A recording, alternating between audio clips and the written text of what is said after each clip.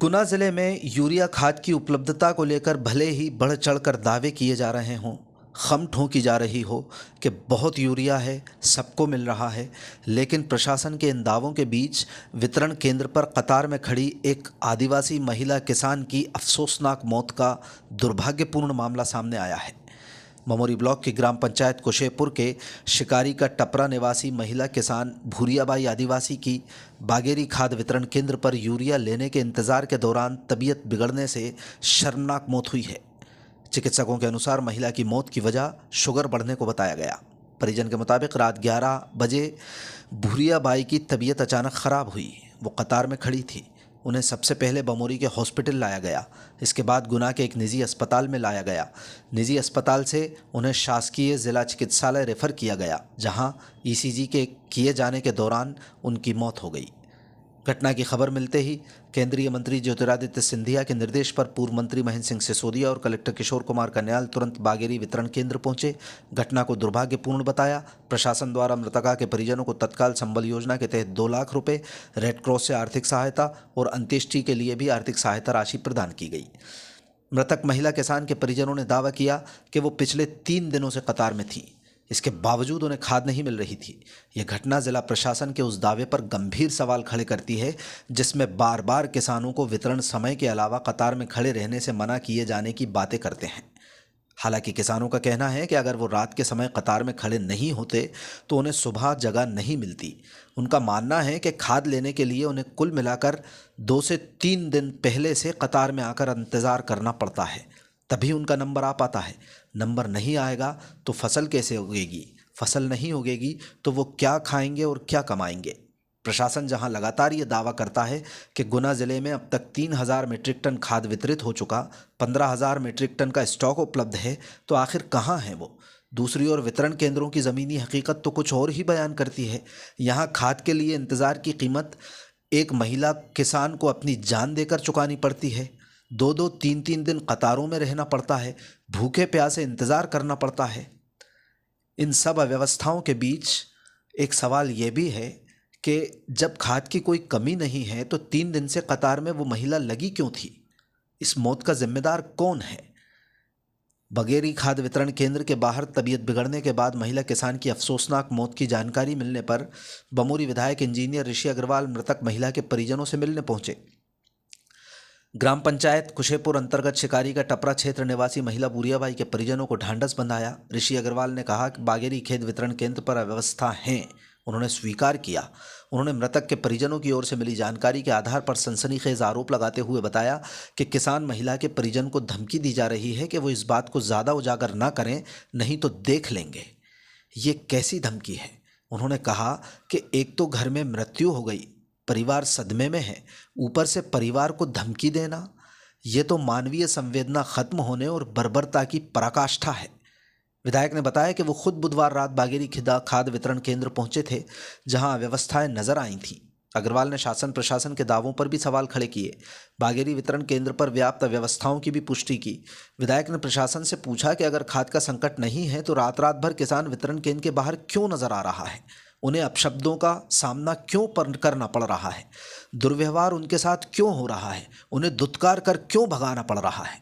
महिला किसान की मौत की जिम्मेदार कौन है? ये तय होना चाहिए, उस पर सख्त कार्रवाई होना चाहिए।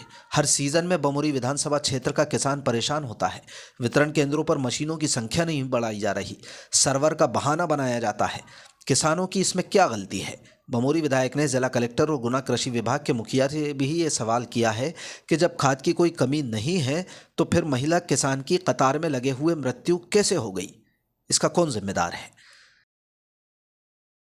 रहने वाली थी और जब जांच रिपोर्ट अभी डॉक्टर्स ने दी है तो ये पाया है कि शुगर बढ़ने के कारण उसको खून की उल्टी हुई और उसकी डेथ हो गई।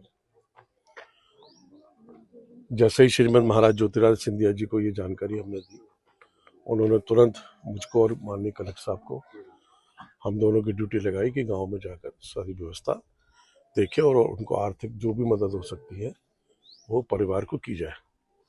और उसी संदर्भ में संबल योजना के तहत 2 लाख रुपए कलेक्टर साहब ने प्रस्ताव बनाने को बोला है और रेड क्रॉस की तरफ से उन्होंने स्वयं भी उसमें आर्थिक मदद की है और उसके फ्यूनरल के लिए भी जनपद की तरफ से समुचित व्यवस्था की गई है। और निश्चित रूप से दुखद घटना है, पूरे शहरीय समाज के साथ हम लोग खड़े हैं।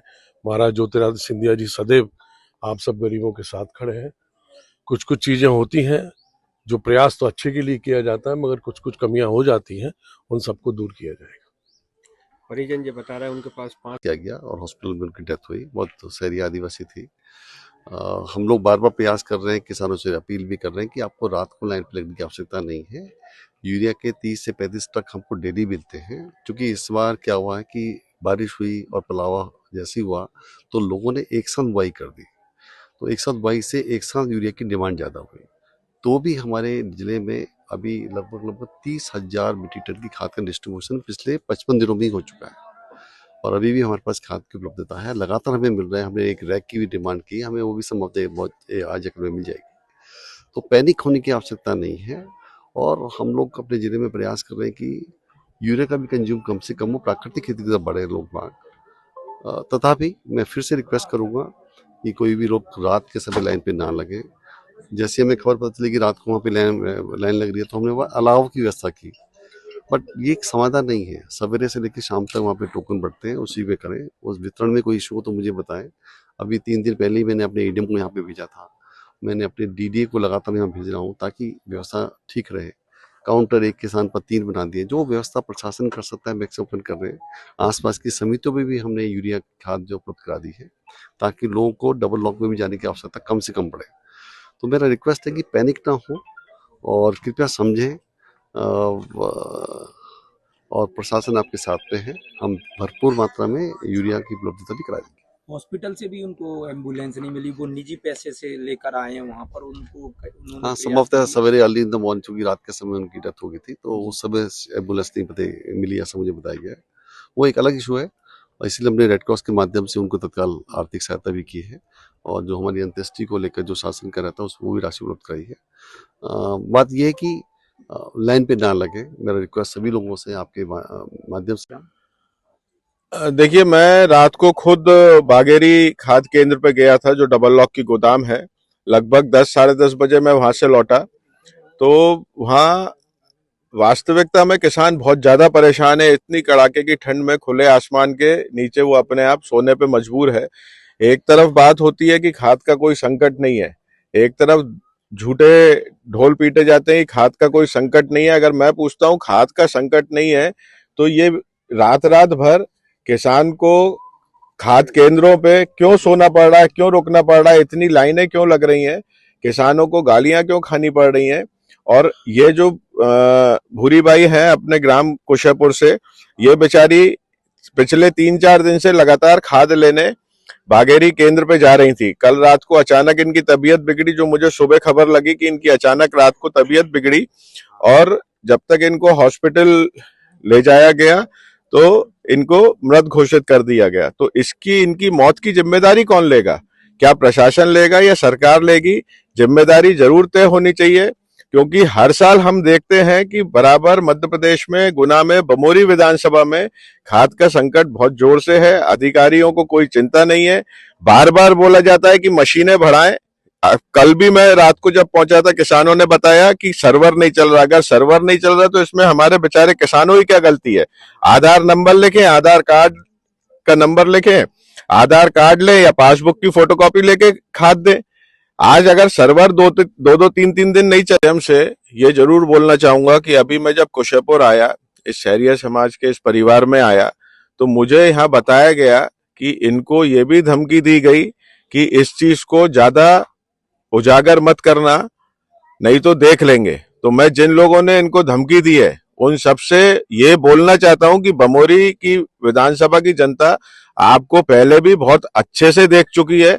आपको बमोरी विधानसभा की जनता नकार चुकी है और कम से कम इन गरीबों को, आज इनके घर में इतनी दुखद घटना हुई है कि परिवार की एक महिला बागेरी खाद केंद्र पे खड़ी खड़ी उसके जीवन चला गया, तो कम से कम इनके प्रति सहानुभूति बरतें। इनको धमकी देने की कोई जरूरत नहीं है।